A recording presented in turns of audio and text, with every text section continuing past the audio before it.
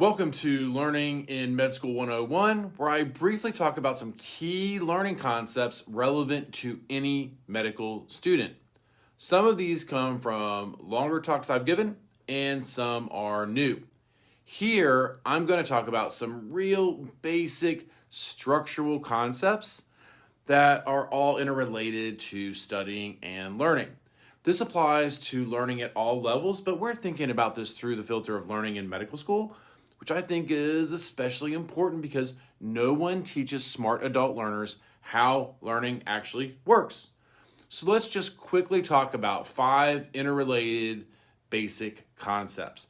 By having an understanding of this basic vocabulary and these basic processes, we can start to understand how our own learning works.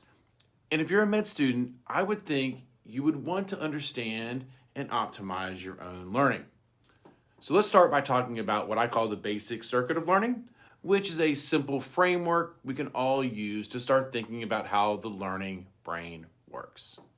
So the first thing we want to think about is the act of encoding. This is a great little vocabulary word. This is the process of entering information into memory. Then the second thing is storage. It's the retention of information over time. This involves consolidation, reorganization, and stabilization. You might hear those words come up as well. And then the third piece is this act of retrieval.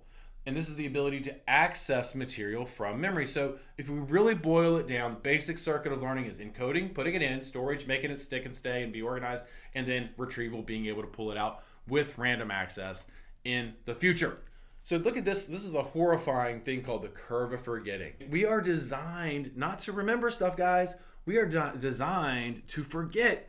So look, if I learn something, whatever that might be, imagine this is a lecture or something. So just say like my max learning of that lecture, my initial learning experience, I immediately start to forget it. This is happening fast, maybe within days, probably more like within hours. We're losing what we learned. This is like the Ebbinghaus curve of forgetting. It's horrifying. And then I got this thing I call the cramming window. So we go up here, we have our initial learning event. That cramming window lasts a brief period of time, but then it starts to drop off. The forgetting curve illustrates why cramming works in that short-term window, maybe 2 days, maybe a day, 24, 48 hours. I don't know. It's going to be different for different people.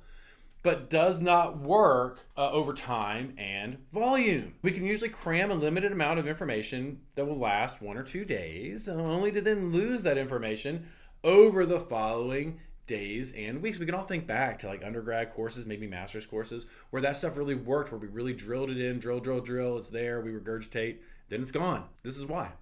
So the speed, volume, density equation of med school and board study, it overloads the viability of cramming. So I'm going to start laying some groundwork as well as how we can get away from this. But this is one of the key concepts that I really want you guys to all understand. Review versus retrieval practice, okay? Revisiting to learn. So review is a common word we all use when it comes to learning and studying. So I define review as anytime a learner re-experiences material they've already studied when it is in front of their face. Okay, this often happens in the form of rereading or skimming or looking over. People say they do this all the time. It is a very low yield game. It's passive, it's inefficient, and it creates a false sense of mastery. This should be the thing you're most scared of, is this idea of a false sense of mastery. Reviewing, looking over stuff, does very little to consolidate memories, and it's doing nothing to facilitate the act of retrieval. Remember we talked about encode, storage, retrieval. We want to get away from reviewing. The flip side of this is called retrieval practice. Anytime the learner forces themselves to try and recall material they've already studied. So after that initial learning experience, we want to engage in what's called retrieval practice. The fact that we're not teaching this to kids at a 3rd grade, 5th grade, 8th grade, 10th grade, 12th grade level, all the way through college is a huge failure on our part. This is one of those things where the literature is just stone cold on how this all works. So this requires a student to struggle to blindly recall information, the material that you've already studied. It makes the learner feel bad.